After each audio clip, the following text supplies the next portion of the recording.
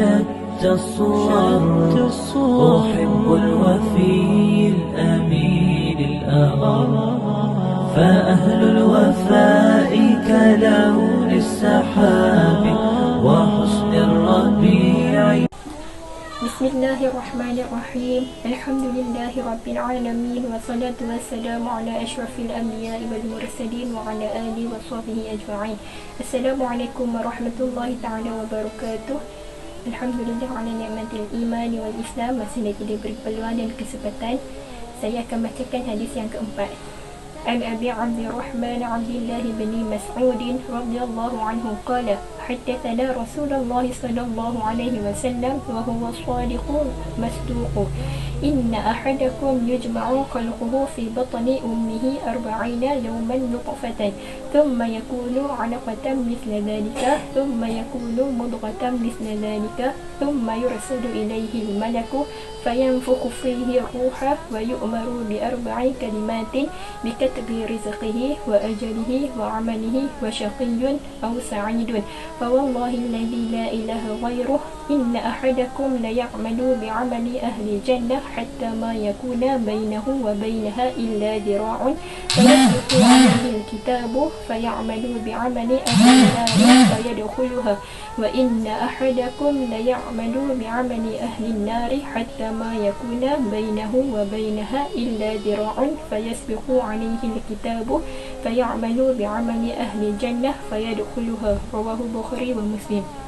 Maksudnya daripada Abi Abdurrahman Abdullah bin Mas'ud radhiyallahu anhu, beliau berkata Rasulullah sallallahu alaihi wasallam bersabda, dan baginda adalah seorang yang benar lagi dibenarkan, yakni dipercayai. Sesungguhnya setiap orang di kalangan kamu, dia akan diciptakan dalam perut ibunya selama 40 hari berupa air mani, kemudian menjadi segumpal darah selama tempoh yang sama iaitu 40 hari, kemudian menjadi seketul daging selama tempoh yang sama 40 hari juga, kemudian dikirimkan kepadanya seorang malaikat, lalu malaikat akan meniupkan kepadanya roh dan akan diperintahkan kepada malaikat tersebut untuk menulis 4 perkara, iaitu menulis rezekinya, ajalnya, amalannya, dan sama ada dia sengsara atau bahagia. Demi Allah yang tiada Tuhan melainkannya, sesungguhnya salah seorang dari kalangan kamu akan beramal dengan amalan ahli syurga, sehingga jarak antaranya dan syurga tidak lebih dari sehasta. Lalu telah ditentukan dia mengejarkan amalan ahli neraka, lalu dia memasuki neraka. Dan sesungguhnya salah seorang dari kalangan kamu akan beramal dengan amalan ahli neraka, sehingga jarak antaranya dengan neraka tidak lebih dari sehasta. Lalu telah ditentukan dia mengejarkan amalan ahli syurga, lalu dia memasuki syurga. Hadis ni Nabi Muhammad SAW nak sampaikan dekat kita tentang penciptaan manusia itu macam mana.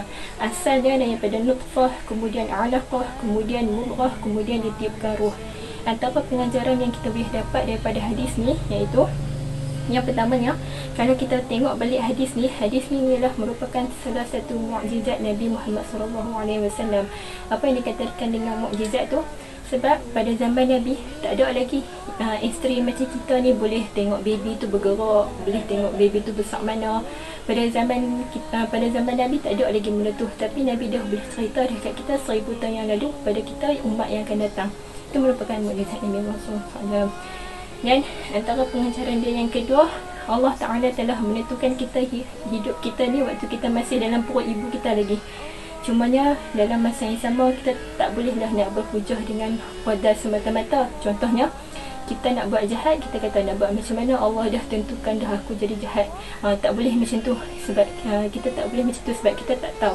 Sebab Allah kata waqul i'mali, dan katakanlah beramalah kamu, sesungguhnya Allah mengetahui amalan-amalan kamu, Rasul mengetahui amalan-amalan kamu, dan orang-orang soleh mengetahui amalan-amalan kamu. Dan yang ketiganya, yang terakhir pengajaran yang boleh kita ambil daripada hadis ni, Nabi Muhammad SAW sebut dalam hadis Nabi yang lain, iaitu innamal a'malu bil khawatim. Amalan itu dikira pada penghujungnya sama ada baik atau tak baik. Kan kita selalu berdoa, Allahumma khatim lana bi husnil khatimah wa la takhtim lana bi su'il khatimah. Ya Allah, sudahkanlah aku dengan kesudahan yang baik dan janganlah engkau sudahkan aku dengan kesudahan yang tak baik.